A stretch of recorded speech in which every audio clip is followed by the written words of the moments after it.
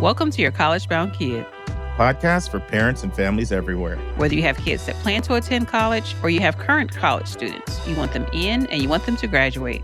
You want a quality education that will give you a skill set that will make you marketable for the jobs of today and the jobs of tomorrow. I am Mark Stucker, and I'm a college coach from Metro Atlanta. And I am Anika Madden, and I am a parent, also from Atlanta, currently in North Carolina. And I'm David Williams, and I'm a dad from Chicago, Illinois. This week, in the news, The Rise of the Mega University by Lee Gardiner of the Chronicle of Higher Education. Our book chapter will look at the non-custodial parent profile. Our bonus content will discuss co-op programs. We will be in part 4 of the interview with financial expert Mark Kantrowitz on the subject of how and when should you appeal for more money if your financial aid award doesn't meet your needs.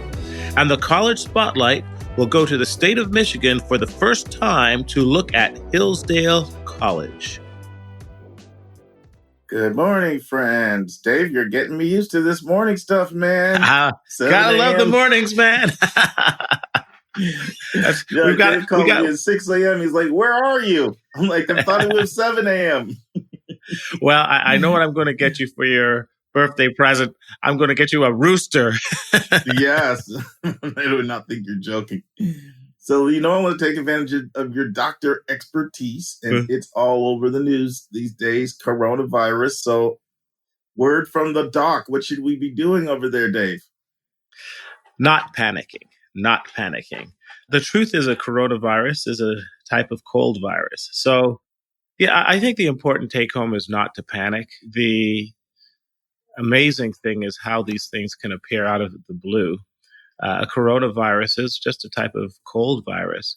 It is true that we still don't know about its extent. We still don't know about its lethality. We still don't know about its origin. So all that is scary, but we only have a couple cases. And I think we just have to sit tight and see what progresses, but not to panic. And hold tight onto your stocks. No selling yet, folks. Yeah, for sure. For sure on that.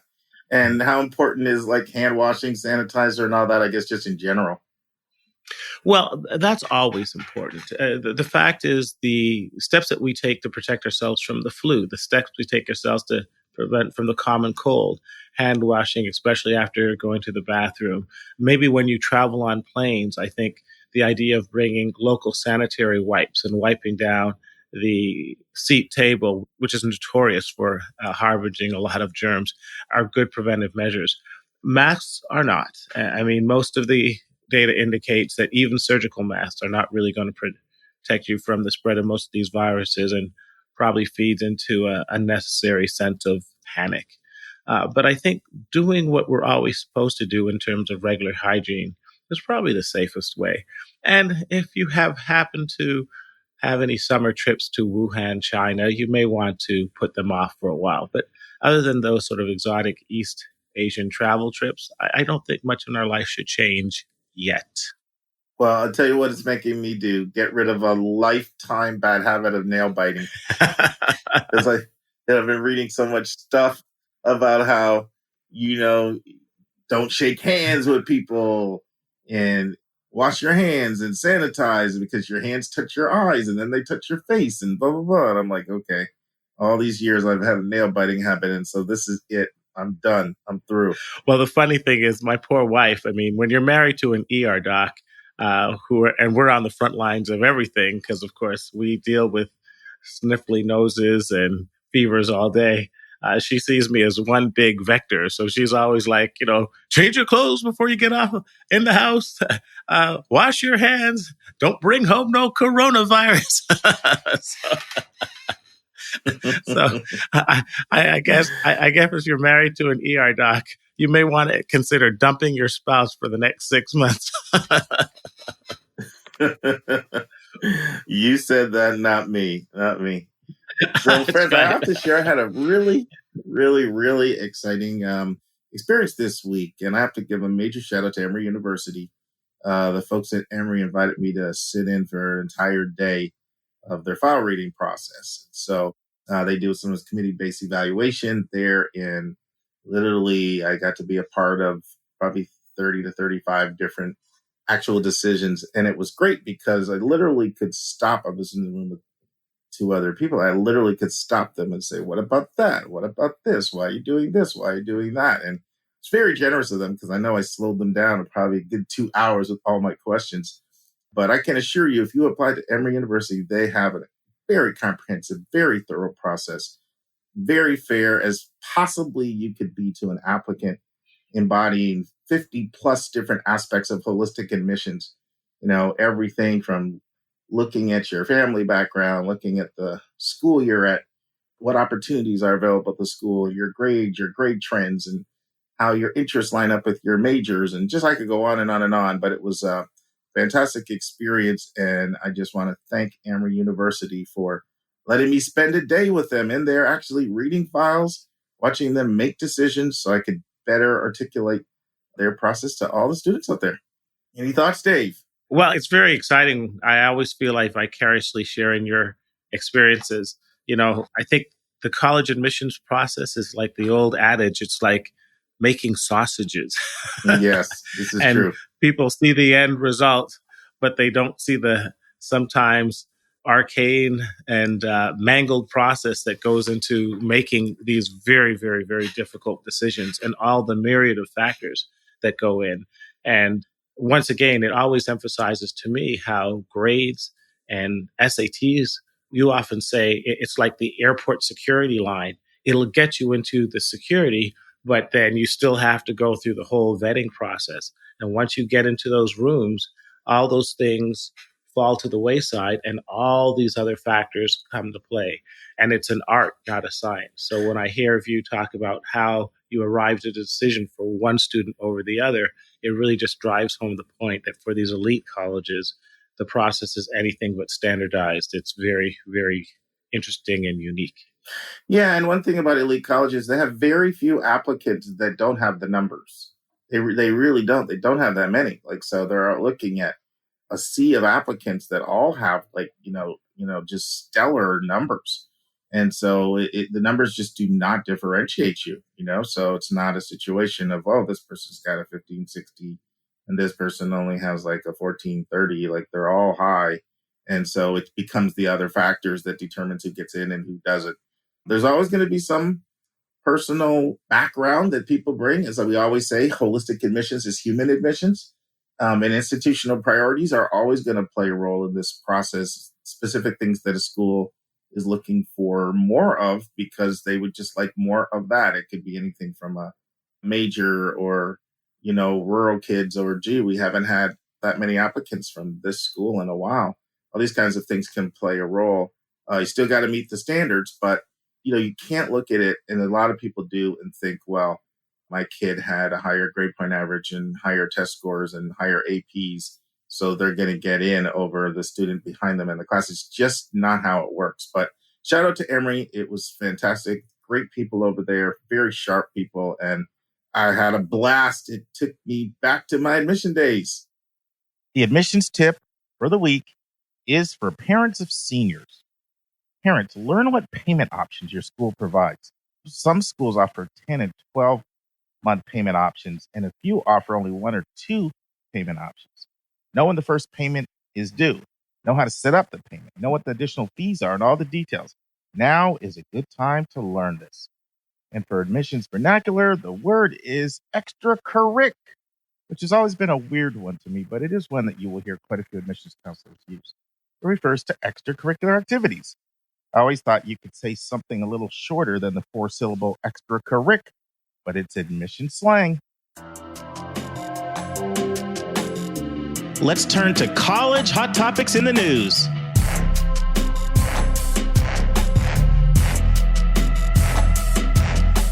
So Dave, take it away. Article time. Wow, I love this article. There's a couple of reasons why I like this article. I went to business school after my medical school career, so I really embraced the concept of the lifelong learner. And I also like to see articles that talk about changes in our marketplace and how various factors can contribute to the rise of institutions and the rise of corporations that can take advantage of changes. So this is one of these articles. It's called The Rise of the Mega University by Lee Gardiner. And this article really focused on three colleges: Liberty University, Grand Canyon University, and Western Governor University. And what it highlighted was that these colleges created a model. This model had 4 points. Number one, they created a flexible, inexpensive, streamlined education. Number two, they targeted the 30 million adults that had some college but no college degrees. Number three, they rose at a time 10 to 20 years ago as technology was changing. The internet came online, high-speed internet totally took off, and they had a first mover competitive advantage and were really able to get a dominant position in the market. And number four, that the demographic changes that all colleges are experiencing is going to necessitate a similar strategy for all the most elite colleges. So the first thing this article pointed out was these three universities, by the numbers, are huge. Western Governor University has 88,000 students. Southern New Hampshire has 92,000 students, and Liberty has over 60,000 students. So how big are these universities? Well, if you look at Western Governors is bigger by student enrollment than the top 14 U.S. colleges combined. So that's huge. And then secondly, it said, how are these colleges different? And they're different because they emphasized working adults over high schoolers. They realized that while 20 million students are currently in college, there are 30 million adults who have gone to college but never graduated and need to complete their studies. So their potential market is huge. And they've embraced a competency-based education philosophy where they try and provide the credentials that the adults need to progress in their careers as efficiently and as inexpensively as possible. So the easiest thing is some of the traditional colleges have tried to respond, such as University of Maryland. It now has it's 46,000 on its online programs, and Purdue. But the result is that right now they've created a real competitive market and they have a first mover advantage. And the cost of actually entering online education is prohibitive for many colleges, and that these three colleges in particular have even dominated what we used to call the massive online college for profit because they were able to provide these services at a lower cost. So let me stop there, Mark, and get your input. Yeah, that's a great summary of the article. And there's a few ways that we could look at this. One, we could look at this from the context of something we talk about at least once a month, if not more frequently than that. Then why are schools struggling so much for enrollment and what's going on? And are there any things they can do about it?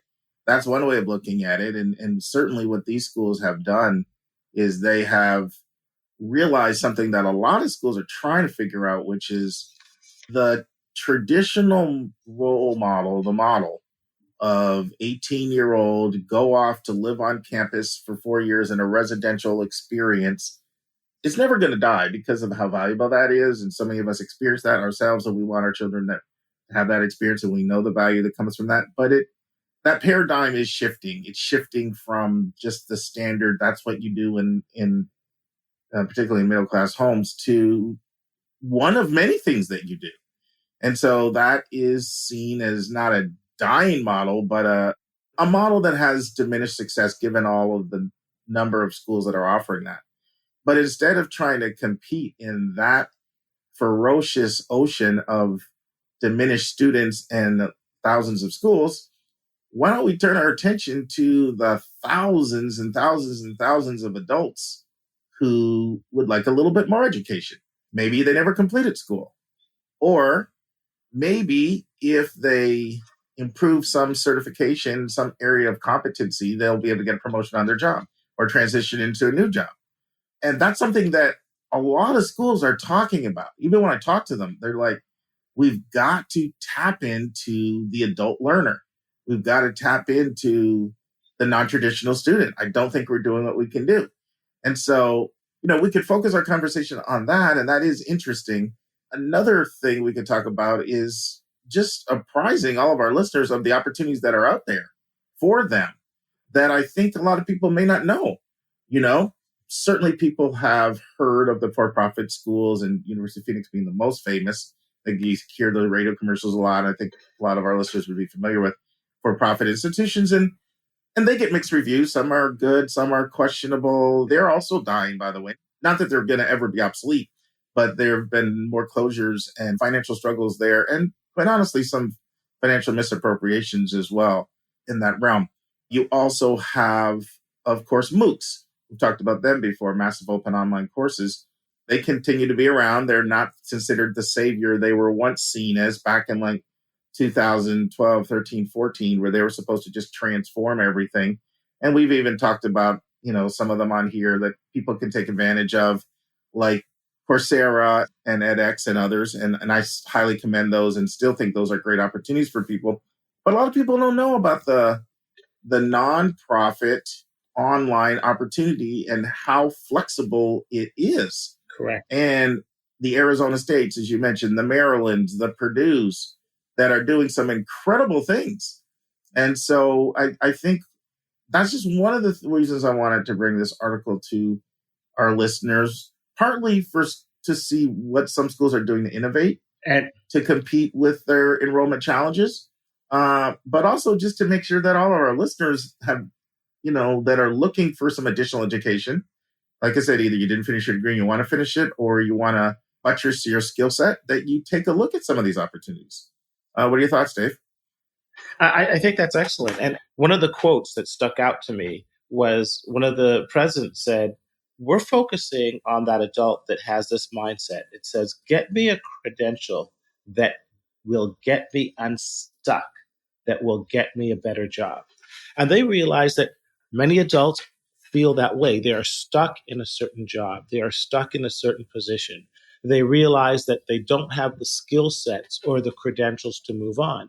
However, they may be married. They may have kids. They may still need to pay the rent and the mortgage. They're still working 40, 50, 60-hour weeks. So the point is, how can they possibly squeeze in this extra educational requirement in a daily reality of life?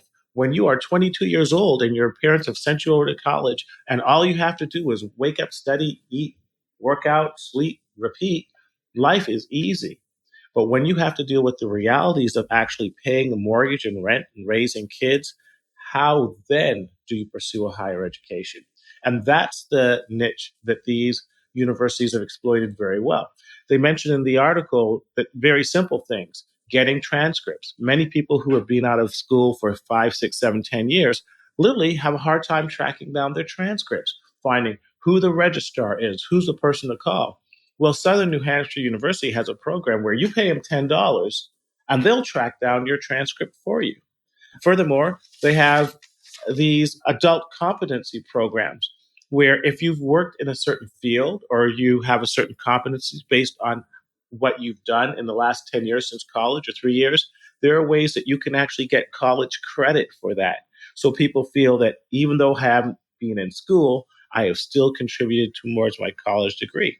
They've even talked about some of the schools are narrowing down their time to enrollment to acceptance to as little as 1 or 2 weeks. One person in the article even joked that they can sometimes think about getting it down to 24 to 48 hours.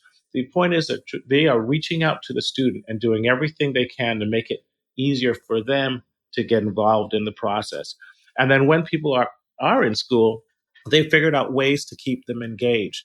Southern New Hampshire has a program where they will call the students on a regular basis to make sure they're completing assignments and so forth. And then lastly, the cost.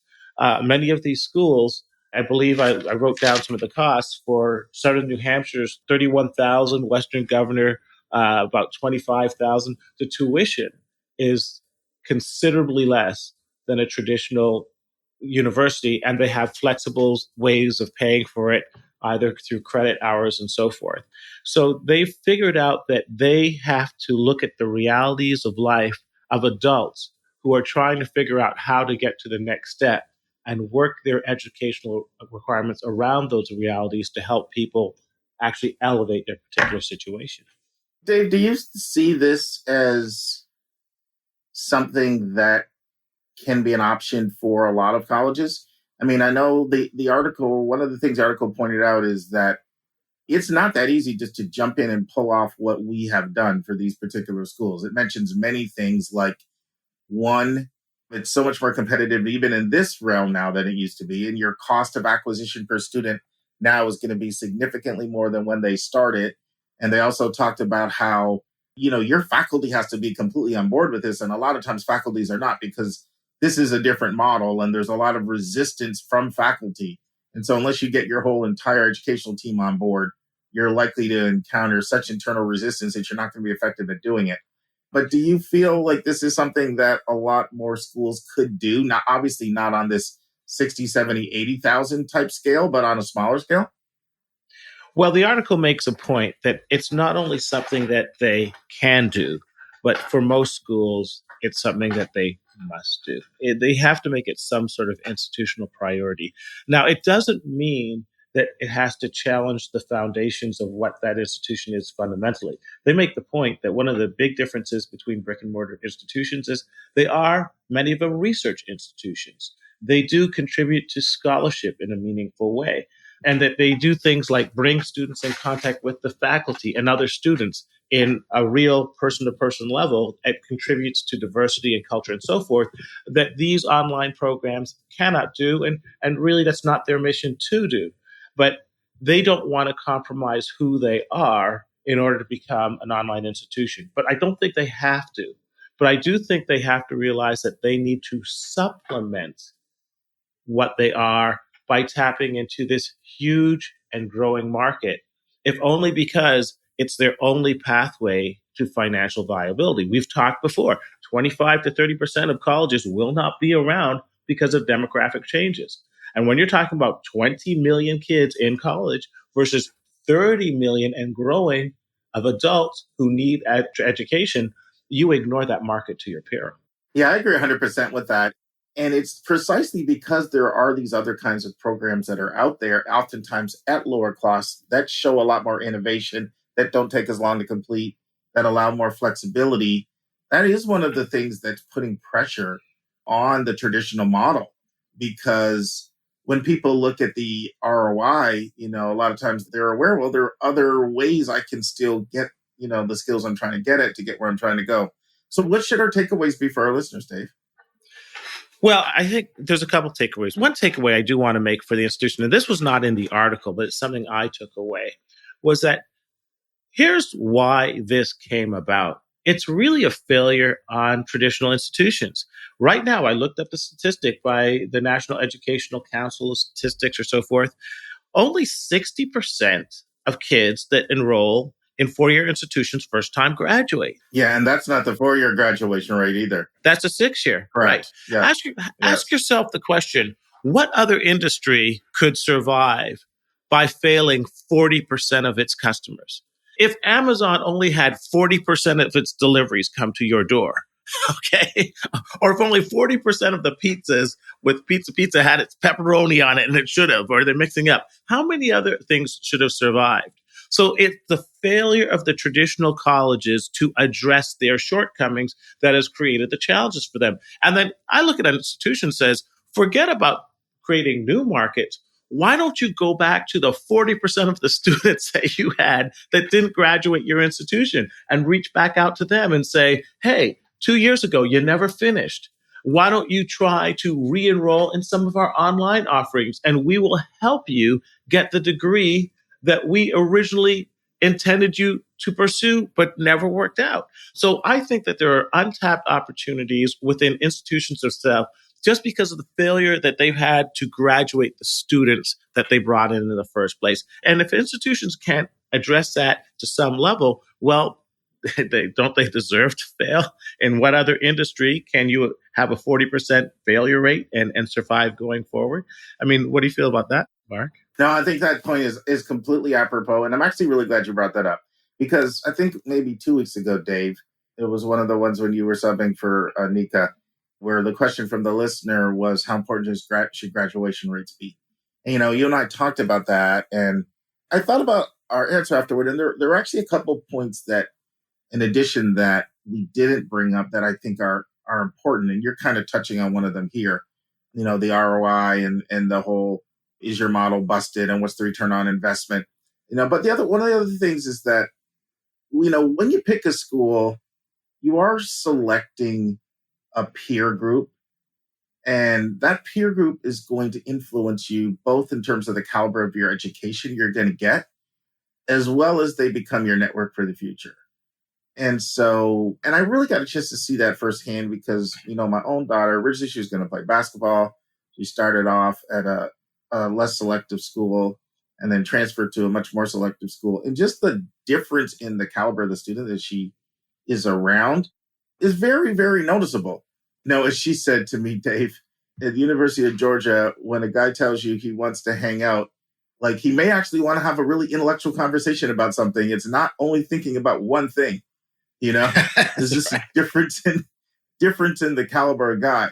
And so, that's something that I didn't emphasize enough in that conversation. And another thing is one of the reasons why schools sometimes have poor graduation rates is because they don't offer enough courses, and so students go through this process where when they need certain courses to graduate, they're not available. And then they're on the 5 and 6 year plan. And then when you look at what that does, not only to your costs of the school to go for 6 years, not 4, but then also, what's the business term, Dave? When you're looking at costs, you also have to look at your missed opportunities as well when you're evaluating. Your opportunity cost. Opportunity cost, yeah. Yes. Yeah, look at the opportunity cost. So if you're taking 6 years to graduate, even 7 years, what could you have done those other 2 to 3 years to jumpstart your career, let alone the cost that you spent? And this is actually one of the things, by the way, that the private colleges push back on some of the public schools because, a lot of times public schools will have graduation rates 40%, 42%, 44%, and they'll feel like the public schools are preaching at the private schools and saying, hey, we were $20,000 less to go there, $30,000 less. And they say, yeah, but we got you out in 4 years. How much did you factor that into your costs? Let's do a true apples for apples in terms of 4 years versus 6 or 7, and then the opportunity cost piece. So I know I kind of melded two things together in here, this article and getting some things off my chest that I thought I should have shared when we talked about how important graduation rates are, but I just had to get off my chest, man. You know what that's like. I understand. And I want to share, I just want to share the last point. And I think that with the change of technology, artificial intelligence, the uncertainty of our economy, we all have to embrace the concept of being a lifelong learner. That no matter what degree you have or where you graduate, there is going to come a time when all of us need to get additional training. I know, Mark, you've done a variety of things to enhance your knowledge and your degrees. You spent some time at Harvard. You are continuously going to programs to get certified because as the knowledge grows, you have to attain it. And then you need to have some way of showing other people that you have actually attained that knowledge. I know that several years after I finished my residency, I wanted to go into ER management and become a medical director. And I was encouraged to pursue a part-time MBA. And I eventually went to the manager's MBA program given by Northwestern. Chicago has one too, which enabled you to continue working. So you don't have that opportunity cost you're giving up, but go to the MBA on the weekends. It was a great experience. Fridays, Saturdays, and sometimes partly Sundays every week for 2 years. You would get the same type of MBA, but it was different because they actually focused on people who were actually in mid-careers and brought in a certain subset of management skills. And that was enabled me to attain management positions within medicine that may not have been possible if I'd not had that degree. Many nurses, I know, when they want to get into hospital administration, take advantage of a lot of online master's programs. And you know what? When you're at that level, prestige doesn't really count that much. It's just having the credential. And while they're working, taking care of their families, many of these nurses became MBAs or got their Masters of Public Health. And the amazing thing now is that I think more and more higher administration hospitals from the presidents down are run by nurses with MBAs than doctors or MBAs without nursing degrees, because nurses especially are a great subset for taking advantage of a lot of part-time online offerings and getting advanced degrees. So that's the reality, folks. I mean, we're going to need these institutions and the flexibility that online degrees offer if we're going to survive the changing demands of our economy, regardless of the field that you're in. Hey, Dave, I'm really glad you closed with that. Like that to me is, the ultimate takeaway, because sure, we have a lot of people who are very intellectually curious about college and college trends and who survives and who doesn't survive and how they innovate and don't innovate. But that's a little on the ethereal level. That doesn't really get to where most people are on a day in, day out basis. But what does get to people on a day in, day out basis is how can I enhance my skill set to be more effective at my job day in, day out? And how can I take advantage of all the resources that are out there? And what resources are out there that I may not know are out there? And yeah, I mean, one of my pet peeves is when people think of education in these finite, quantifiable terms of 4-year, go to school, get a degree, now you're educated. You don't do that, you're not educated. When in reality, it's all about being a lifetime learner. It's all about reading books, seminars, workshops, podcasts, online courses, even just finding people who are more knowledgeable than you as mentors and learning from them, and all these various creative ways in which we have to keep all of our skills sharp. And I don't even know if in 110 podcasts, I think we might have had one other article on online education. I know we haven't had more than one. And so I think it's time we really gave it some justice. So good, robust conversation, Dave, and good reading and summation of the article, man. You're on your game. Yeah. You brought your A+ game today, dude. Well, Mark, you're giving me some good articles when it's starting to be added to my bathroom reading index. Well, you've always been one. Oh, this is a good one. Yeah. I knew when you sent me a text in the day, like, I'll save this one. I'll save this one for the special time of the year. I love it. Now it's time for our step-by-step walkthrough of the college admissions process.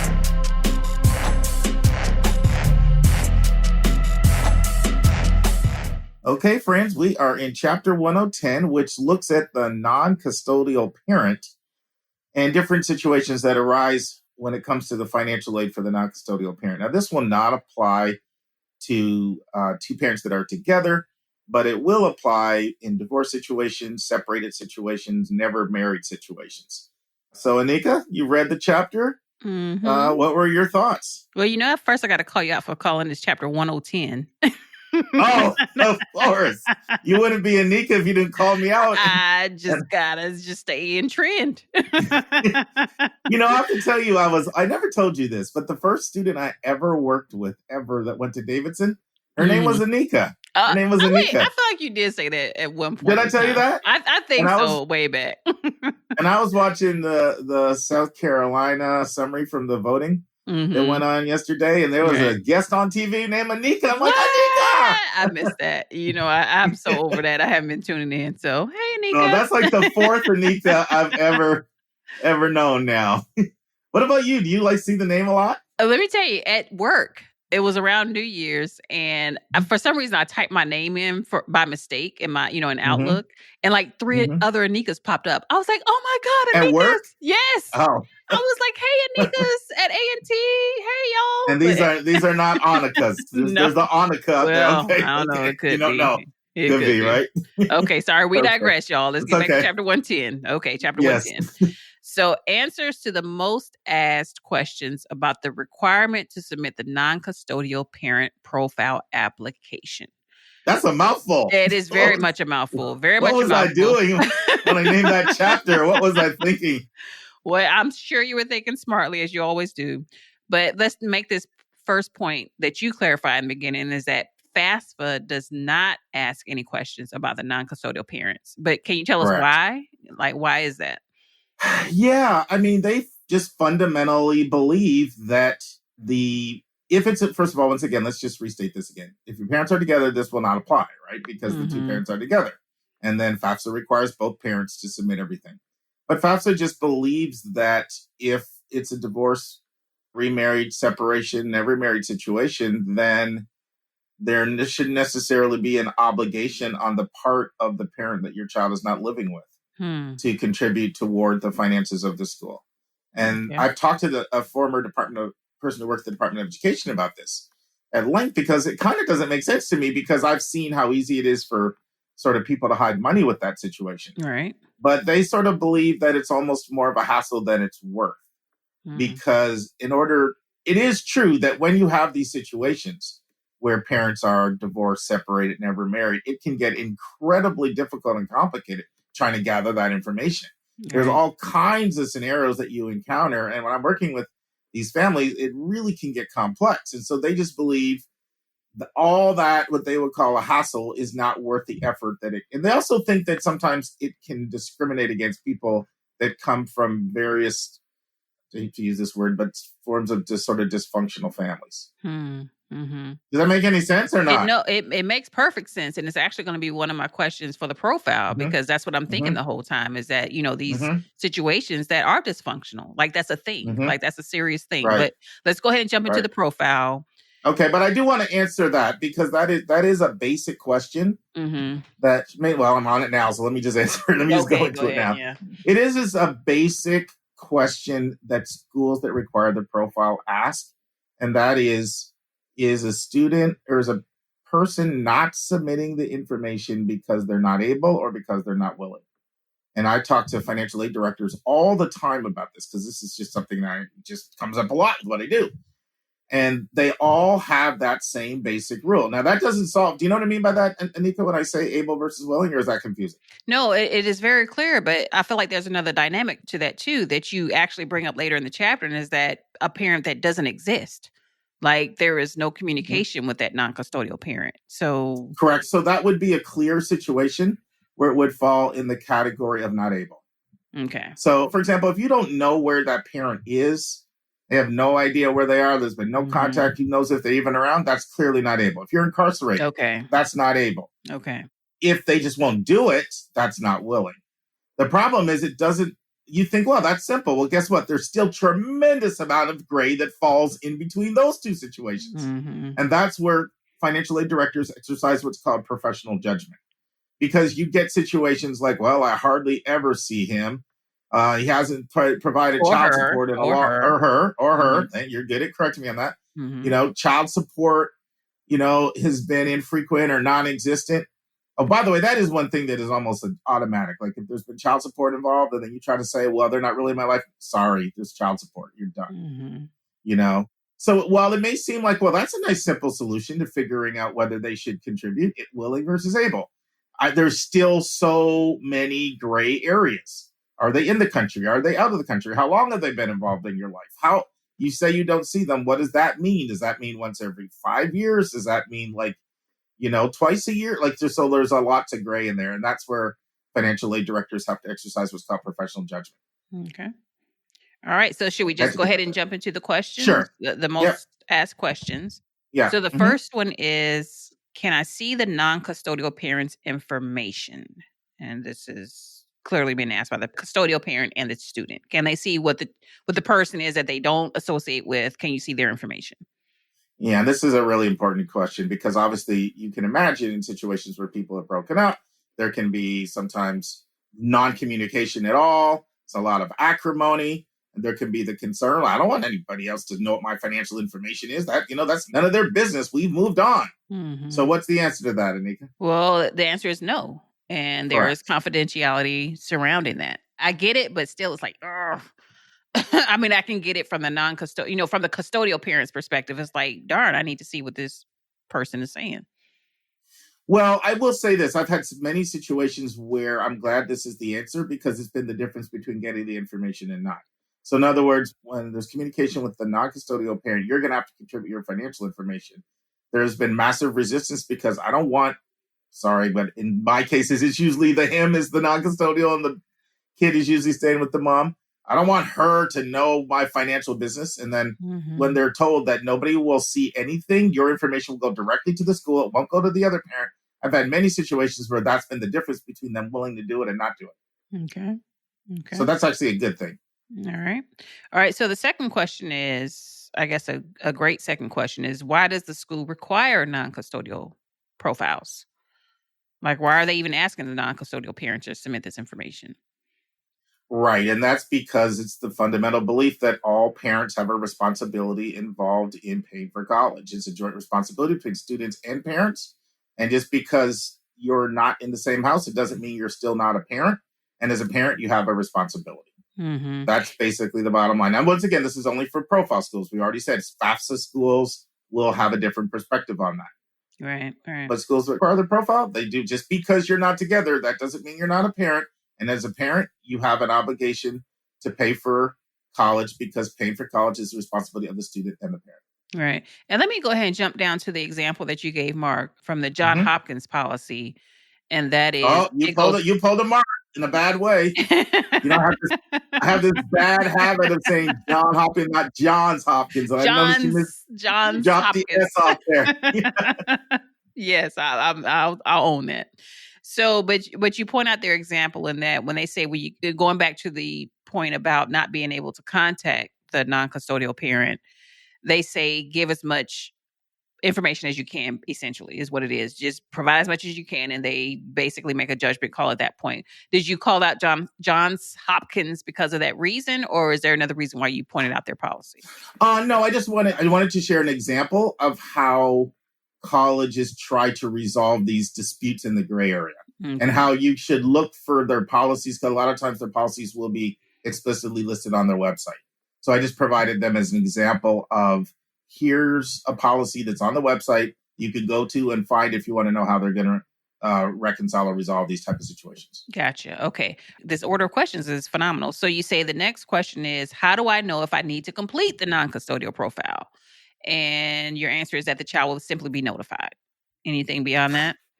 Yeah, there is something beyond that. So you can go to the College Board section of the College Board website where they list all the colleges that require the CSS profile, require the profile.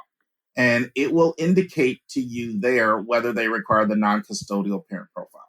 So if you want to know in advance, because you don't want to just wait to find out, or do they notify? I want to know in advance. There's just a list of all of them. And you can look on there and it will tell you school by school, because some schools will require the profile, but not the non-custodial profile. So there are those schools. There's about 40 of them. So that's why that chart is really good. I use it all the time. I go to the chart. I see who requires the profile. And then there's other things on there too, such as do they require for international students? I won't go beyond that. There's like 5 columns in the chart. All of them can be helpful at different times, but I don't get too much into the weeds. But so that's a real simple way if you want to know in advance. Like when I'm building lists of colleges for a student and a family, and it's a never married, separated, or divorced situation. And if I find out that the non-custodial parent is unlikely to be willing to pay, then I use that all the time. In fact, I'll build their list off FAFSA-only schools or schools that don't require the profile. So I try to find that out right away because I've been burned. Where we go all the way through the process, you know what I mean? And then it comes time, and then the person's not willing to pay, and colleges are, I'm sorry. And then all of a sudden, the whole thing goes down like a deck of cards. And that can be really disappointing. I mean, it may involve an airfare trip that a family took all the way across the country, all the work to complete the application, all the euphoria of getting in and getting excited. It's just one of those things you learn over time with experience. So I actually take this into consideration when I'm actually doing list building for students right on the front end. Okay. So what you said in the chapter is true as well. Like, you will be notified. The college will notify because they'll ask for both parents' contact information, and they will send the non-custodial application to the non-custodial parent for them to complete. But I also wanted to show how you can know ahead of time. So we can keep it moving. Anika and I are so grateful for everyone who has financially supported our podcast. It allows us to pay our staff and cover our other auxiliary expenses involved in having a weekly professional podcast. At the start of every month, we're going to start sending a special gift to anyone who financially supports your college-bound kid. I will be sending our donors this bonus content once a month directly to your email. The bonus content will be between 10 to 15 minutes in length. Usually it will be a college-related topic that I'm passionate about. Occasionally, it'll be another bonus hot topic in the news segment. Sometimes it'll be an answer to a question that one of our listeners submits to us via email. And you'll receive these monthly audio blogs for a gift of any amount. We know that $5,000 to one person is $5 to someone else, and we don't want your budget to be a hindrance to you receiving this additional bonus content. So if you want to support our show, just go to yourcollegeboundkid.com and click the donate button. And if you've already financially supported our podcast, you will automatically start receiving this bonus content via your email. This bonus content is our way of letting our financial supporters know in a tangible way how much we appreciate you. And if you have any questions at all about our monthly bonus content, just send your questions our way. That's to questions@yourcollegeboundkid.com. Once again, questions@yourcollegeboundkid.com. Now, this next question is a pretty interesting one because it says, I have a court order that says I am not responsible for my child's college expenses when it comes to, well, so that to me is confusing in itself because again, I have not been through a divorce situation, and I can't imagine me and my spouse coming up with a situation where I say, you know what, I'm not paying for John's school. Okay, you're good. Like, that just sounds just crazy to me. So help us all with that. Well, that's very common. That's just because you're such a kind and loving and caring person, and you have a good marriage and a good husband, and you love your kids, so you're not in that dysfunctional mindset, but that's a very common thing. So people think like this part of their negotiation, okay, you know what, you get the house, but I'm not doing this with the kid, with the school. Lord and Jesus. Okay. Those kinds of things are part of the negotiations that happen. So that's actually quite common. So it's a good thing you haven't experienced it, but trust me, it's out there and it's quite prevalent. Okay. Yikes. All right. So this final question that I have is... Well, look, we never answered how that's resolved. Oh, the okay. answer I'm sorry. Yeah, the way that's resolved is that schools' policies trump that. So just because you have that policy, that doesn't mean you're going to be absolved. Right. In other words, the school can't say, oh, well, we like to have the non-custodial parent complete the information, but they got a court order, so I guess we can't. No, it doesn't work that way. Their policies trump your court order. Okay. All right. So this last question I have is, if I give estimated information on the non-custodial profile, meaning my child doesn't live with me, I'm just telling you about how much, whatever, will I be required to submit actual tax forms?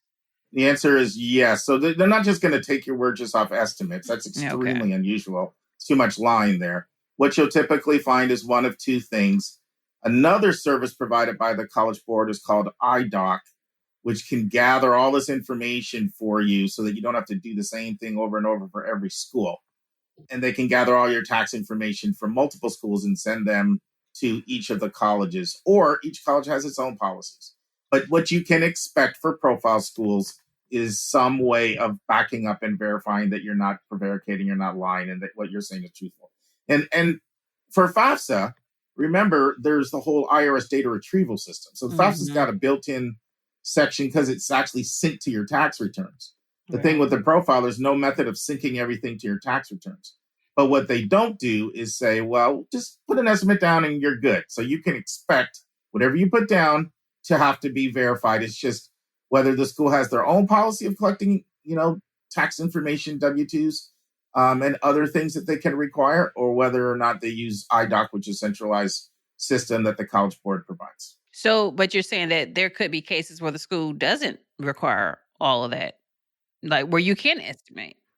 Very rare. Very rare. Gotcha. Okay. Normally there's going to be a verification process. You can expect it. Okay. All right. Cool beans. I think that did it for the chapter, Mark. We made it through that one. It was a little in the weeds, a little techie.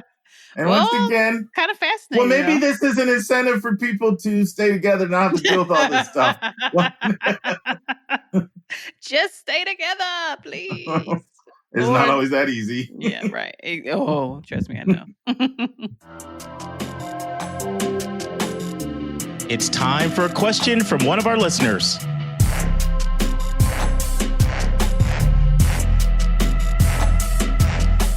All right, Anika, we're up to our question from the listener. And it's bonus content time. It's bonus content time. So it said the bonus content is all about co-op programs. And let me just preface this by saying I have a really good friend that did a co-op.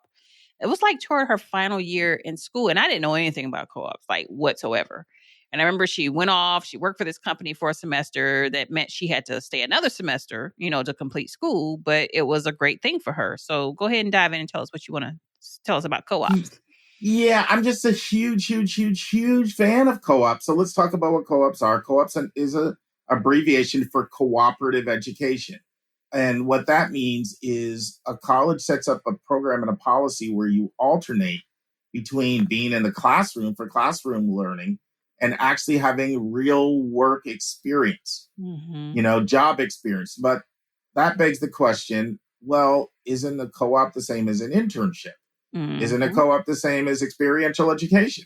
So how would you answer that question, Anika? Is a co-op the same as an internship and experiential education? I'm gonna answer with a question because that's what I was just about to ask you. even related to study abroad, like because Jalen went off to his little island and did his thing, but he was he was studying and he was working at the same time. Now it didn't take away from the time that he graduated from college, though. He still got credits that he needed to graduate on time. So I guess there is a distinction there between college, the actual classroom credits versus not. Correct. And so all three of these things are incredibly valuable and they all play a role. And I think all of them are fantastic. I mean, when I say all of them, experiential education, internships, and co-ops. However, they're different. So experiential education, and it's weird because co-op is experiential education, but experiential education is not necessarily co-op. So experiential education is the broad term for real life, real world education that comes outside of the classroom, right? But that can be so broad. I mean, it can include study abroad, as you mentioned. Jalen going away. Where'd Jalen go again? He went to Turks and Caicos. Wow, gee, sounds sophisticated. Yeah, it was fun for him. Yeah. Kirsten 4.5 months in Peru. And then she also got over to Bolivia as part of that and one other place, but she was mostly in Peru. So that's experiential education. You've got study away programs. The Anika that I told you that went to Davidson, she was there during 2008. And Davidson has a program where you go to Howard University for a semester. And she was at Howard during the Obama election. So that was like a really historical experience, like fall of 2008, one semester. So that's study away. And that is experiential education. Experiential education is a lot of things. Experiential education are things like shadow programs. Experiential education are things like peer mentoring programs. And some schools actually have programs with parents, especially schools that have a lot of local students in the area. They have like parent mentoring programs, for the career world. So that's all experiential education. And there's lots of different forms that fall into the category of experiential education. Love it. Fantastic. It's great. That's not co-op. Internships, and sometimes I will say this, some people use internships and co-ops interchangeably. So you do have to be a little careful with that. Sometimes the terms are used euphemistically, but in general, there are some differences between internships and co-ops. And these would be the biggest differences. I'll tell you my perspective on the differences, and then I'm actually going to read to you something from an article in U.S. News where it says how are co-ops and internships different. So with co-ops, we're talking about full-time work most of the time. It's generally a full-time work situation. So you're working full-time. You're not in school at all when you're doing your co-op. Like you're in school, classroom, and then you go do. It could be a 12-month program, a 4-month program, a 6-month program, a 3-month program, but full-time work. So that's one of the things where with internships, oftentimes you are still in school. It could be part-time, could be in the summer. It's oftentimes a part-time arrangement with internships. That's a pretty big difference. Another thing with co-ops is that co-ops are in your field of study where, you could intern in anything. You could be a business or a finance major, and then you could get an internship where you're working like at an architecture firm or something. So, a co-op is going to be in your field of study. And then another thing with co-ops is that it's going to be coordinated as part of your whole academic program sometimes even for academic credit. In other words, there's going to be like a co-op coordinator that sat down and planned and organized the whole thing. And so it's like integrated into your whole degree program. Mm-hmm. So those are like the biggest differences in my opinion between. But for clarity's sake, Mark, because Jalen, the oldest child, not the youngest, Mhm. he did an intern that was in his field of study. Now, well, it wasn't directly related Correct. to anesthesiology where he wants to go into, but he was in the medical field. So it can still be related. An internship can still be related. Absolutely. Okay. Absolutely. And I'm glad you brought that up. So, and usually and oftentimes they are, but fundamentally you could intern and do an internship and it wasn't your field of study, it could still be an internship. Right. Okay. By fundamental definition, but a co-op would always be in your related field of study. Okay. And so that is important. And I'm going to read to you the way that U.S. News article, a little dated, but I don't think anything's really changed. It came out 2015. And this is a subtitle. It says how co-ops are different from internships. So this is how they answer the question. Co-ops are typically paid positions and last anywhere from 3 to 12 months. Universities with required co-op programs usually expect students to complete at least 2, sometimes 3, such practical learning experiences. At Cincinnati, which, by the way, University of Cincinnati was the first place to ever have co-ops. So they're talking about the University of Cincinnati. That's where kind of this whole concept was founded. That's over 100 years ago, by the way. At Cincinnati, that number is even higher, with 3 to 5 co-ops required for some majors. As a result, students are out of class and working for at least a full school year over the course of their college career. In some cases, they may extend a student's time in school. For example, at Cincinnati, with some of the required programs are designed to be 5-year programs. And you'll find that's very common, Anika, with co-ops for them to be a 5-year graduation experience. Internship programs can offer more flexibility for students. Internships can be paid or unpaid. They can be shorter in length. They can be completed in the summer when students are out of school. Students who choose to do internships during the school year usually work part-time, but they still also take classes. And then it goes on to say Ryan Healing, a graduating senior business major, completed 2 internships and a co-op during his time at Endicott College in Massachusetts. Healy feels the internship experience was very valuable for exploration, while the co-op helped better prepare him to step into career. And then it says, I think internships are meant to figure out if you're in the right major and if you're in the right field. They are meant for the student to explore anything that might be interested in an industry that interests them. Co-op is meant for the student to explore a position they might want to do for a living after school. The co-op should teach the student what it is like to work for a company full-time. And it basically goes on to say both of them have value. So that's kind of an interesting perspective. Any thoughts on that? No, and it all makes perfect sense because again, I'm comparing Jalen's experience in his 3 internships, to not being a co-op, and where he got paid indirectly because he got paid through scholarship. He was a Davis. What was it? What was the name of the scholars? Honor Scholar program. Honor Scholar. Yeah, he was a Honor Scholar. So he was paid, tuition to work these one internship, and then the 2 others where he was working in a hospital and in a clinic. It was about the experience, like about, relating to these are the things that you're going to be faced with in the medical field, period. So yeah, it all matched up to what he did. Yeah, and I love all of it. I'm a huge proponent of experiential education, internships, co-ops. I'll tell you what I love about co-ops. There's 4 things in particular that I really, really love, and I'm a huge advocate of them.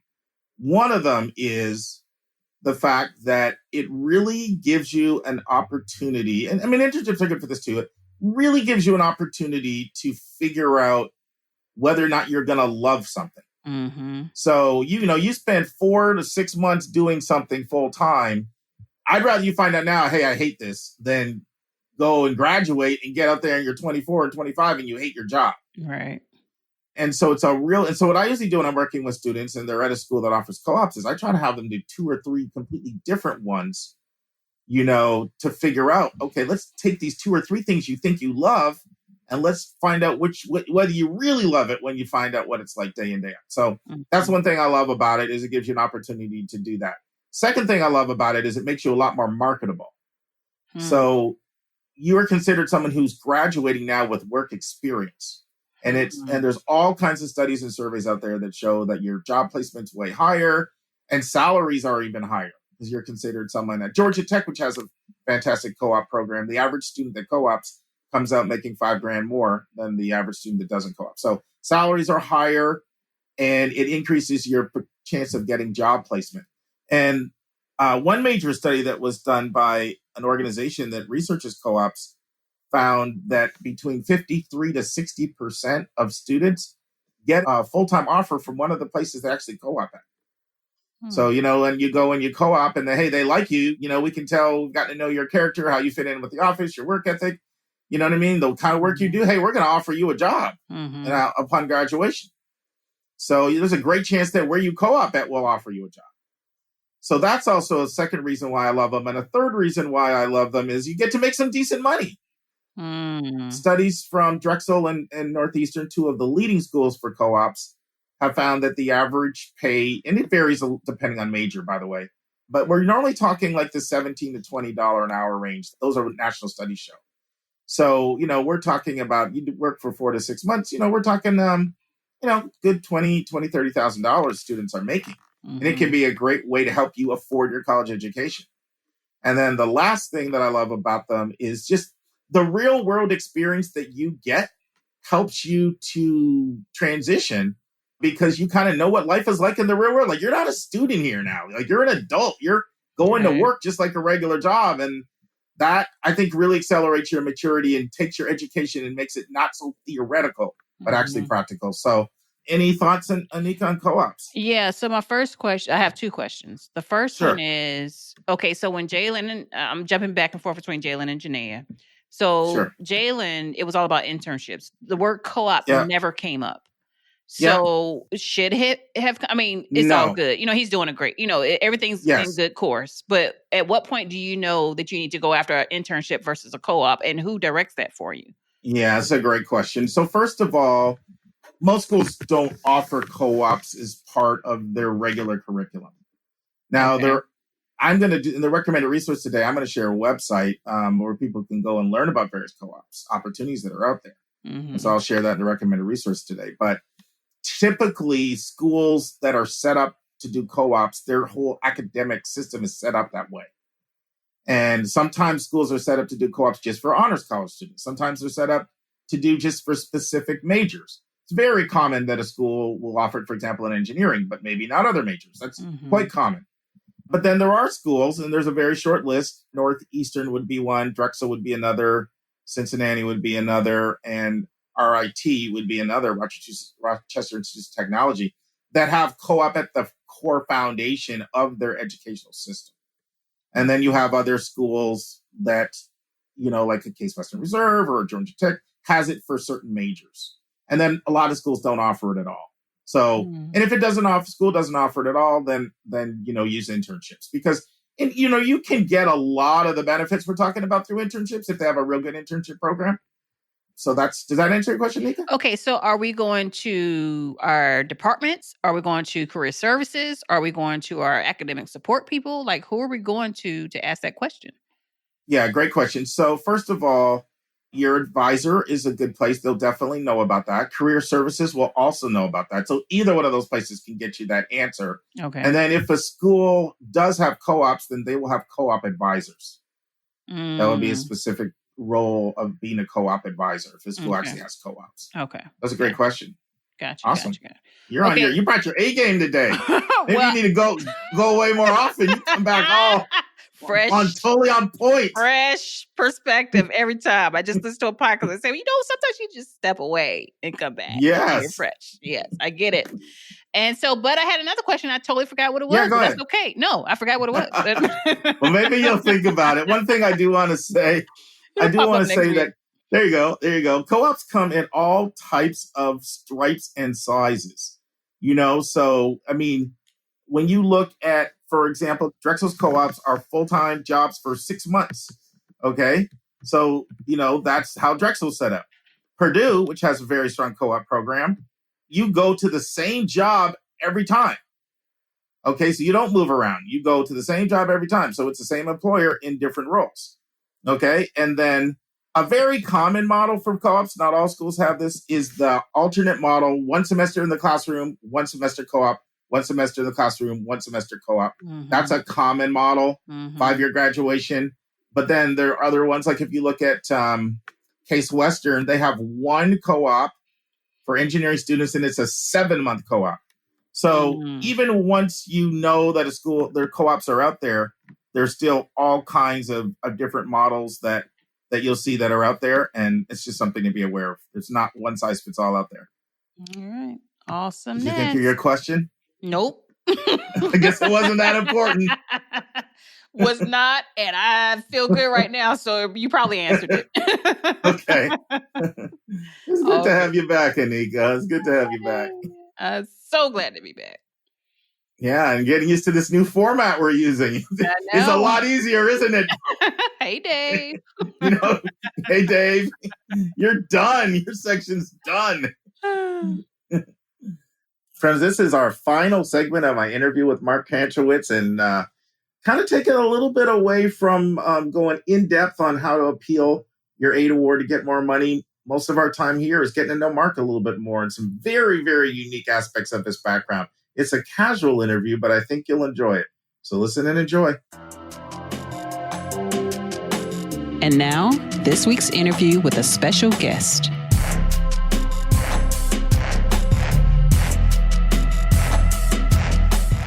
Mark, I think one of the fascinating things about you that is certainly not true of any other guest I can remember we've had on here is that you've appeared before Congress around 10 years ago. Tell us about that. Why were you there and what did you say? Well, I've actually appeared before Congress on several occasions. One was in connection with the eventual passage of the College Scholarship Fraud Prevention Act. And the other was in connection with the Ensuring Continued Access to Student Loans Act. So the purpose of the College Scholarship Fraud Prevention Act was to make it more likely that state attorney generals would prosecute various forms of scholarship fraud that sometimes were very small in damages to the individual student or parent. They may have paid for an application fee on a scholarship that was nothing more than a fraud. And so the amount that they paid may have been just a few dollars to a few $100s, but in aggregate, thousands of students may have lost hundreds of thousands, if not millions of dollars. So this enhanced the penalties so that even though there might be a lot of small cases, it would in aggregate be worthwhile for the state law enforcement to pursue. The Ensuring Continued Access to Student Loans Act was a hearing that was actually on April 15 of 2008 concerning the meltdown of the student loan industry in the aftermath of the subprime mortgage credit crisis. And back in early 2007, I pointed out the potential for a contagion effect from the subprime mortgage credit crisis to student loans, long before most people even recognized that there was a subprime mortgage credit crisis. And kind of famously said that with regard to a piece of legislation that Congress had passed, that Congress took away half of the lenders' profits and the credit crisis took away the other half.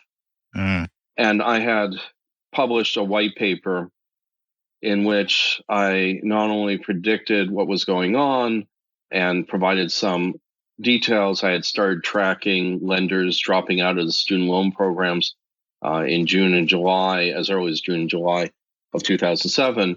I also proposed solutions that would help avert a complete meltdown of the student loan industry. And that hearing on April 15 led to passage of the Ensuring Continued Access to Student Loans Act, which provided the lenders in the Federal Family Education Loan Program with short-term funding so that they could continue to make federal student loans. And this also set the stage for a smooth transition to 100% direct lending from the federal government. Starting July 1, 2010, all new federal education loans were made through the direct loan program as opposed to through the guaranteed student loan program. And if Congress had enacted, there would have been a complete meltdown in the student loan industry. The lenders would not have the funds to have made loans, and they were already, most of them had stopped making consolidation loans, and many of them had stopped making Stafford and Plus loans. And the direct loan program would not have had the capacity to take over on such a short notice. So by enabling 2 years of short-term funding for the lenders in the guaranteed student loan program, it made it possible for the federal government to increase the capacity of the direct loan program, so that when the direct loan program took over the making of all federal education loans, it was a relatively smooth transition. That is absolutely fantastic. Now, Mark, we have talked quite a bit about your recent book, pretty much the subject of this whole podcast interview, but you've written other books, and I'd love for you to just walk us through the other books that you've written. And so I've written a dozen books, of which 5 have become bestsellers. The other books include Secrets to Winning a Scholarship, Twisdoms about paying for college, where a twisdom is a tweetable wisdom or a rule of thumb. I've written a book on filing the FAFSA, wrote a book called College Gold that was a very readable introduction to how to pay for college. One of my first books was Scholarships and Fellowships for Math and Science Students. That came out in '93, so it's very much out of date. I've also written 2 puzzle books, one called Laddergrams Galore and the other called More Laddergrams. A laddergram is also known as a change the word puzzle, where you start with one word and change one letter at a time, each time forming a new word until you reach the target word. So you can change lead into gold as lead, load, goad, gold. And most of the laddergrams are obviously more challenging than that, but it's a type of puzzle that was started by Lewis Carroll in the 1800s, and it's gone through phases of popularity. In the early 1930s, it was quite popular, and then it fell out of favor. But I happen to like that particular type of puzzle. I've written several hundred of them, and these books are a subset of the puzzles that I've written. Let's take a break to learn about Mark's recommended resource for the week.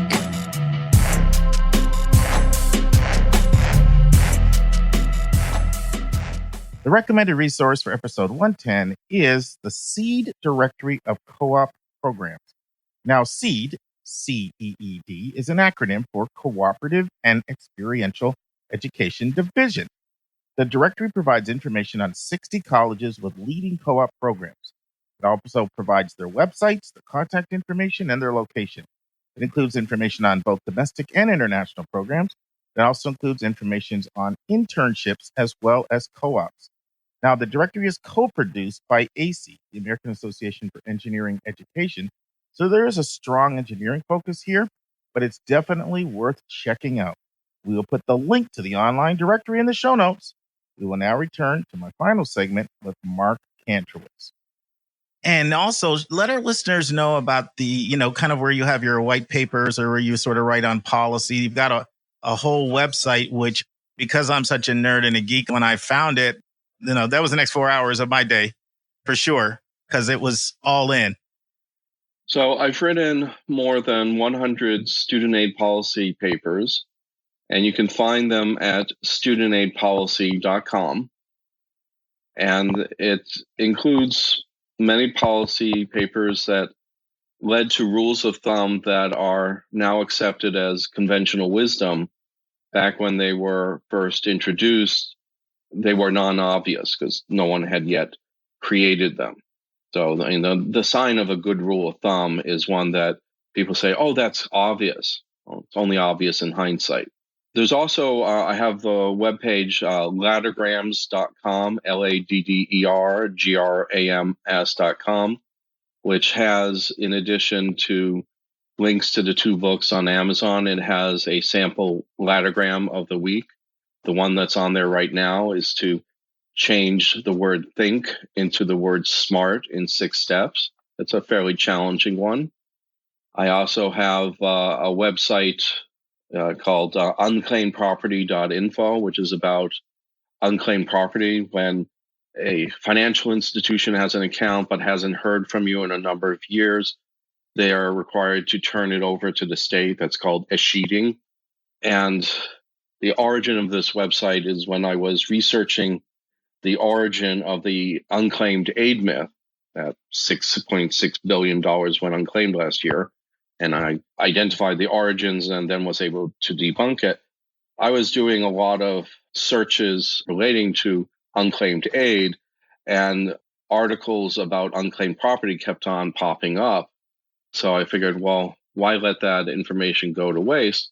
I compiled a webpage about how to find the unclaimed property that is associated with you. Now, a lot of it these days, you can just go to missingmoney.com, which is a website that's created by the states that has an interface to most state databases.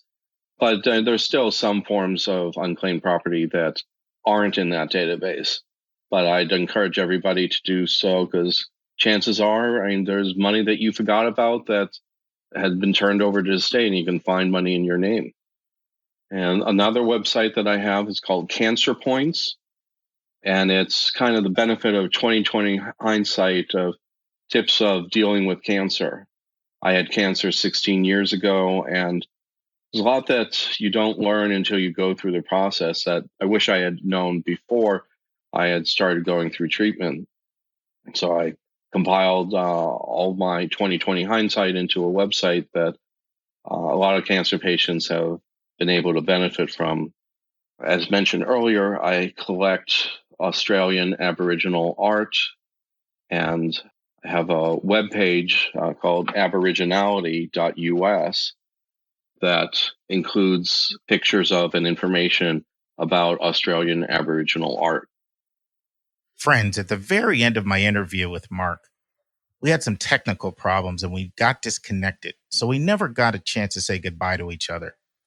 But I just want to publicly thank Mark, not only for the profound impact he has had on me, as I've read 4 of his books and hundreds, if not thousands, of his articles, and my understanding of financial aid, scholarships, and money in general, but for his prodigious contributions to all of higher ed.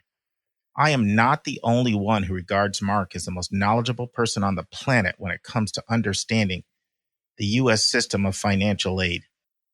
And by the way, I'm quite confident he would be selected if this question was asked to a group of professionals in the field. Who do you regard as the most knowledgeable person on the planet when it comes to all aspects of money? And if Mark is not the most knowledgeable person on the planet, all things money and college related, that honor may go to David Jelinas, the director of financial aid at Davidson College, with some 45 years in the industry. We interviewed David on episodes 25 through 27. And if you enjoyed this interview, but you haven't heard that interview, you can go to yourcollegeboundkid.com and listen to my interview with David Jelinas. My only regret in my interview with Mark is that when he talked about taking grad school courses at MIT as a freshman, I really wanted to just say, okay, Mark, time out, stop. Can I ask you something? What is your IQ? But I'm intrepid, but not quite that intrepid.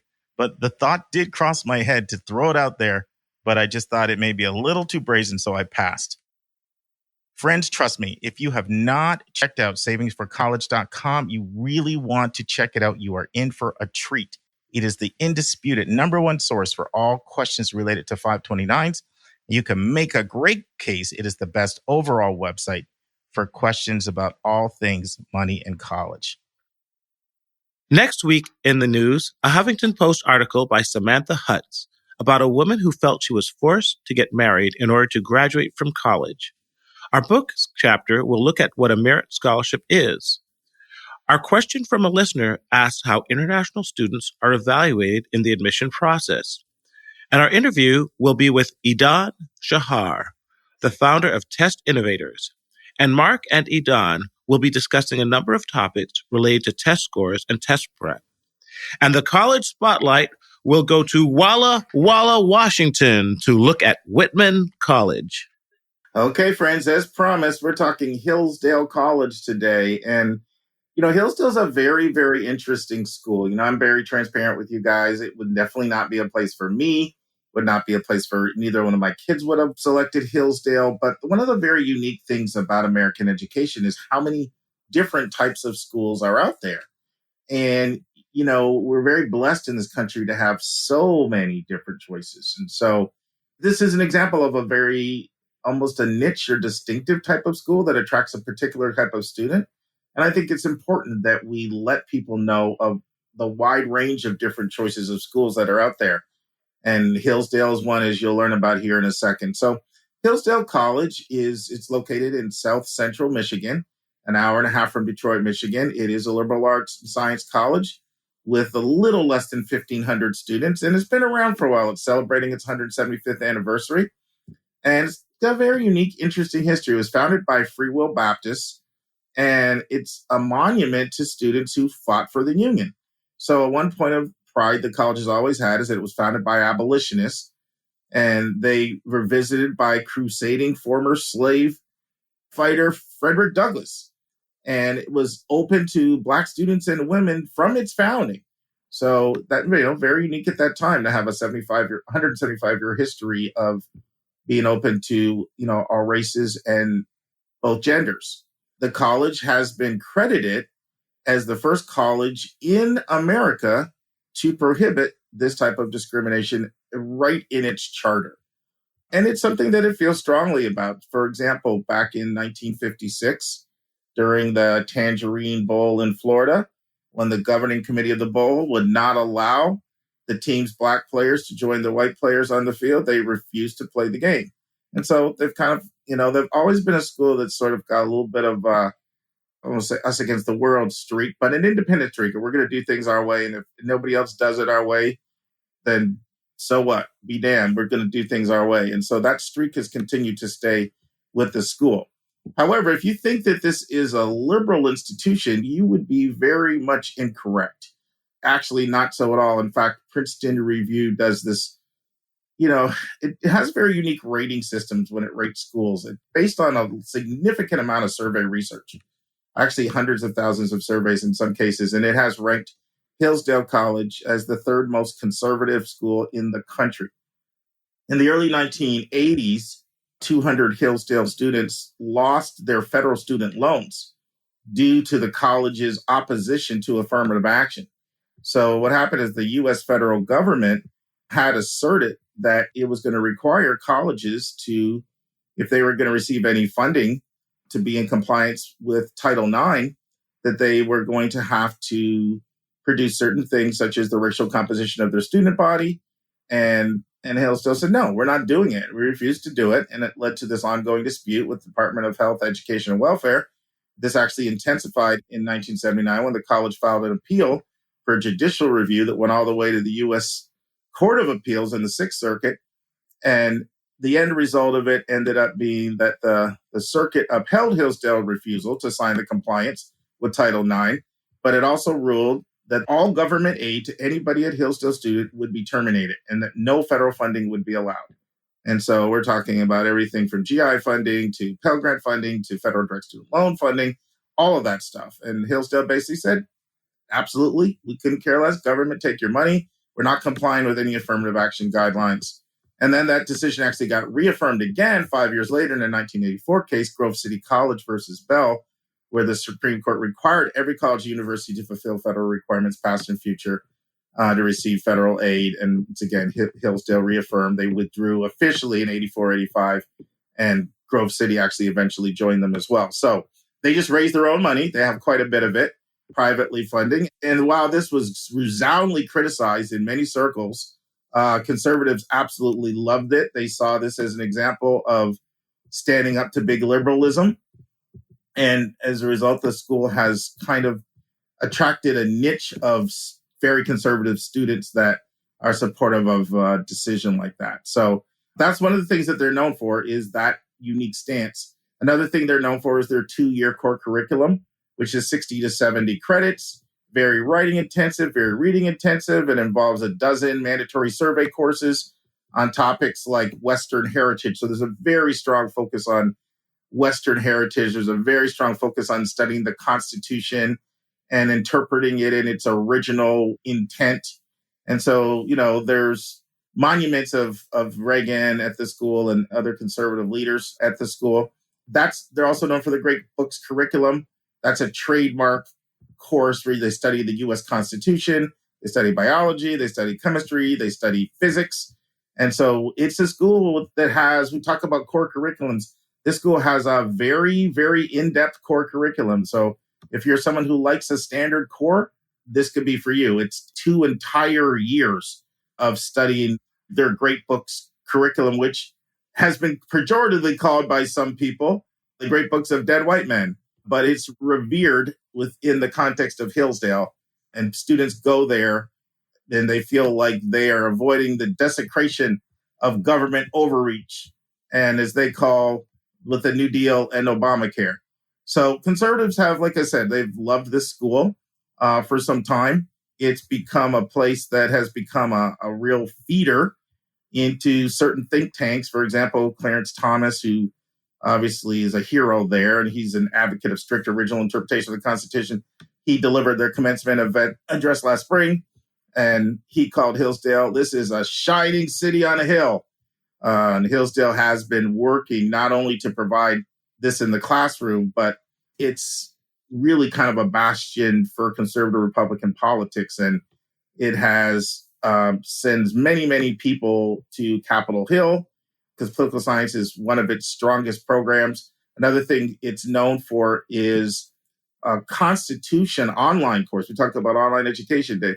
Constitution online course that they have 10 weeks of lectures by faculty members that over 800,000 students have taken this. And it's been a real popular course particularly within the Tea Party movement. They've really gravitated toward this. And a lot of Hillsdale graduates have gone on to join the Heritage Foundation in DC. They've gone on to work at the Alan P. Kirby Jr. Center for Congressional Studies and Citizenship. And if you actually look at a lot of their graduates, a lot of them have gone on to Washington into sort of some significant roles in sort of that right-wing Republican think tank world. Another thing they're known for is being staunch advocates of the K-12 charter movement. So a little bit more about let me stop for a sec, Dave. Any thoughts without getting too political?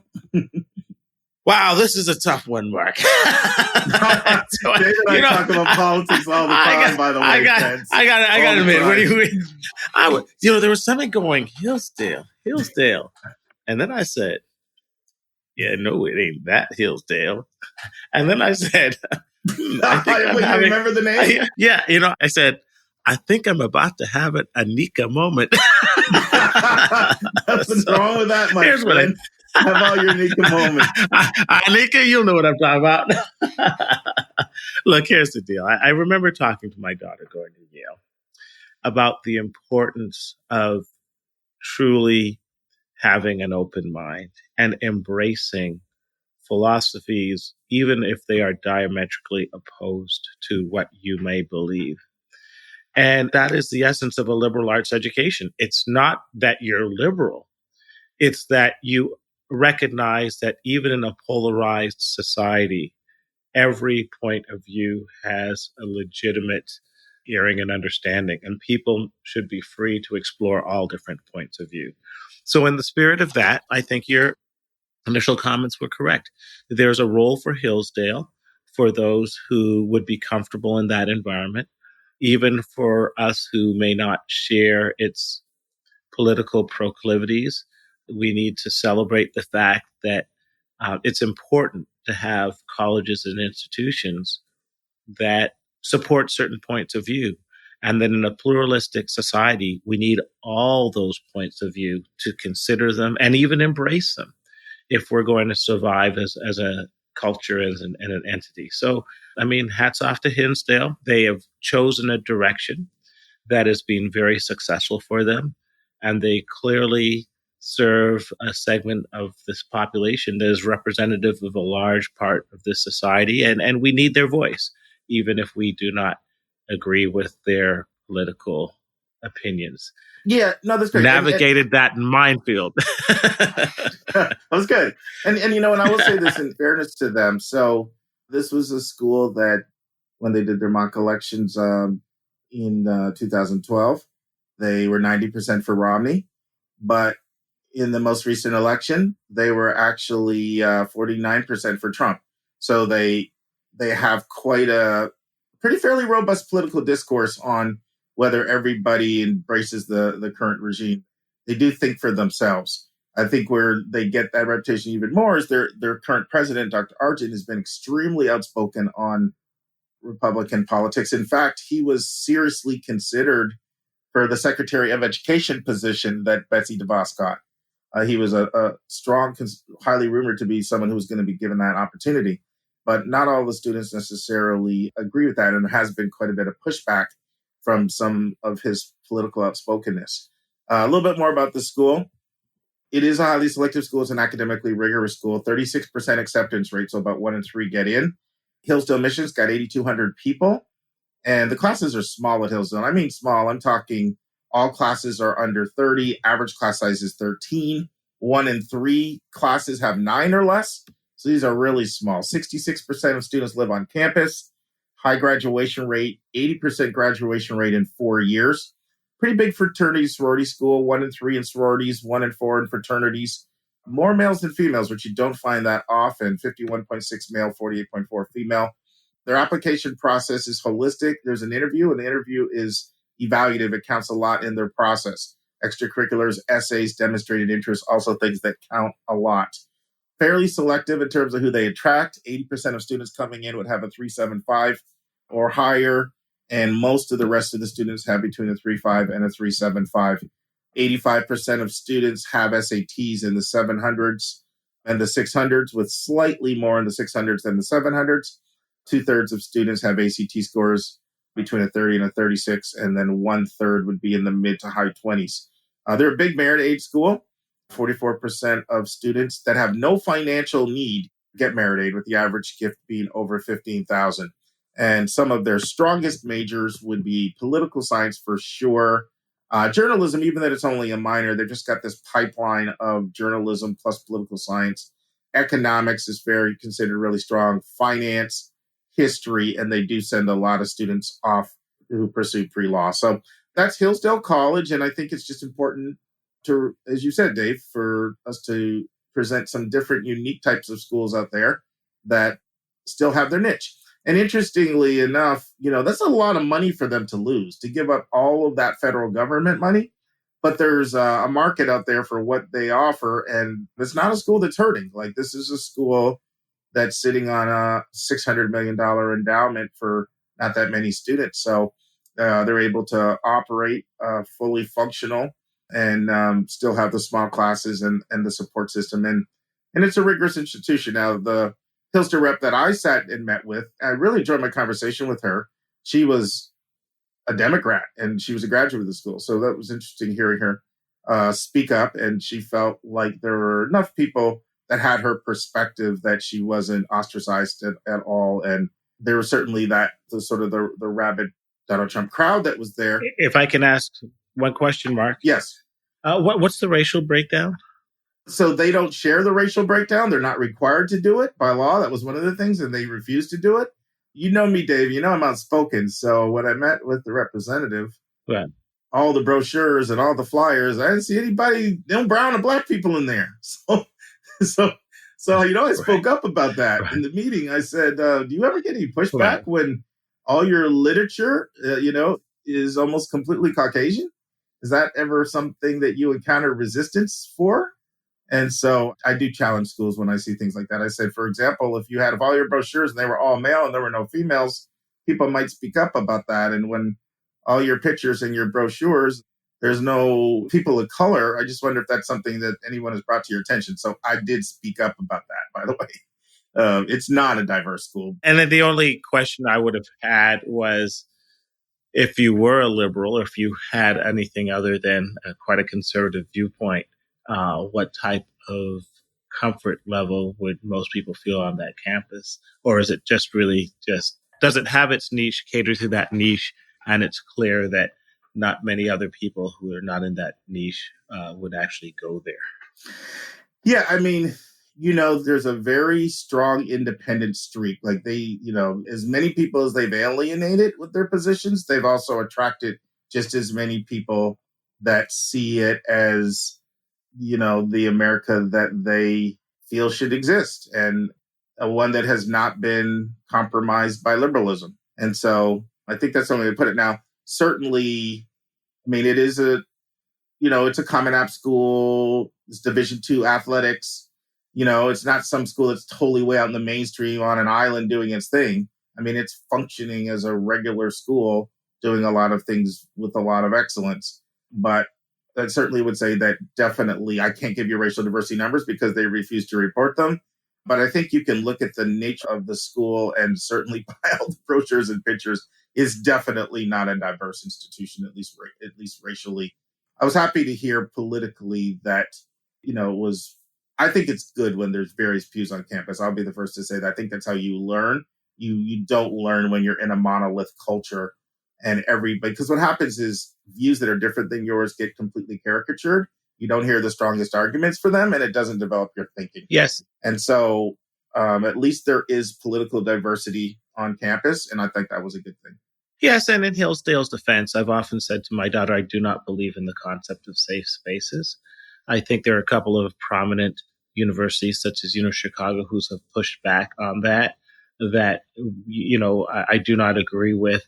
Other institutions, when the students boycott or shout down or protest other speakers just because they have conservative viewpoints, that the First Amendment right does include the right for people to share views that many might consider offensive, and that those views are important to be aired on institutions because the purpose of an education is that people get access to all different points of viewpoint, regardless of the nature of the ideology, and that's important. And so, Hillsdale, it serves a purpose, it serves a niche. It's clearly got its passionate following, and I think that we all have to respect that and even celebrate a country where that's embraced. Certainly, it's something that we need in an increasingly polarized society, the need to support those institutions regardless of our own personal opinions on the matter. So what you got going on this week, Dave? You're back in Chicago for a few days before you hit the road and go back to Connecticut. Well, let's just segue back. There's something important going on in South Carolina tonight, but we're not going to go into there. Yeah. Figure out what that is. Yeah, there's a lot going on. So a certain segment of us will be sort of looking at a lot going on this weekend. But believe it or not, in Chicago, we are having a bit of a heat wave. Having been in the teens, you're going to love what's this, Mark. that, Dave? Like 29? Oh, did you say teens? Well, no, we were at 18, 19. I gave you too much credit. We are going to maybe go into the high 40s, maybe even bust 50 degrees, man. So I'm going to have my T-shirt off. It's March. You should be there. No. Did you say your shirt off? Yeah, we're going to go. I think the polar plunge. Showing off your six-pack? That's right. So we're going to be hanging out, and in another week, I'm going to extend an invitation to my good buddy Mark to come on down and enjoy the Chicago spring. So I'll say just make it for June, July, or August, please. Right. All right, my weather weenie friend. I'll be happy to. So awesome. Enjoying the sunshine and just chilling out. That's what we're going to do today. What about you? Oh, you know what? Karis is coming back, which I'm really excited about. Oh, cool. Where's she now? She's she's in Charlotte. That's right. She's in Charlotte. That's right. So she works right at the University of North Carolina in Charlotte, and she's surprising us and coming back for a couple of days. So that's wonderful. Always excited for those of you who have kids in the home. Once you get empty nest syndrome, you really love it when they come back. It's like a highlight for you. So really do. I'm very excited to see her. And Joy, of course, is at Athens, University of Georgia. She's only an hour and 40 minutes away, so we see her a lot more. But it's just going to be great to have our oldest daughter back for a few days. So I'm pretty excited. Oh, that's wonderful. That's wonderful.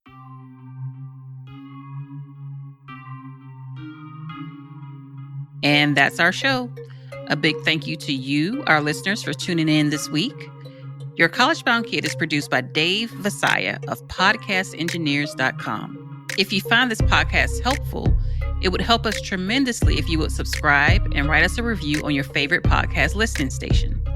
And please be sure to click the share button and send this to someone you know that can really use this information. The amazing music that you hear is by Victor Allen Weeks. Our image editor is Talha Khan. Webmaster is Stallianos Dimitru. And marketing designs are by Kimberly Blass.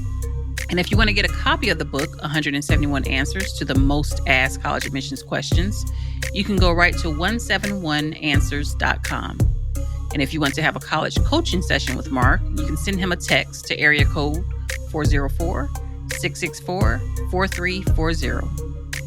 And if you have a question or a few questions that you would like to ask us, and we'll include them on the show, you can just email us at questions@yourcollegeboundkid.com. Every week, we'll take one question and include it in the episode. We don't like your questions. We love your questions. So send them our way. And by the way, check out our website, yourcollegeboundkid.com. Again, we thank you for tuning in, and we look forward to meeting with you again next week.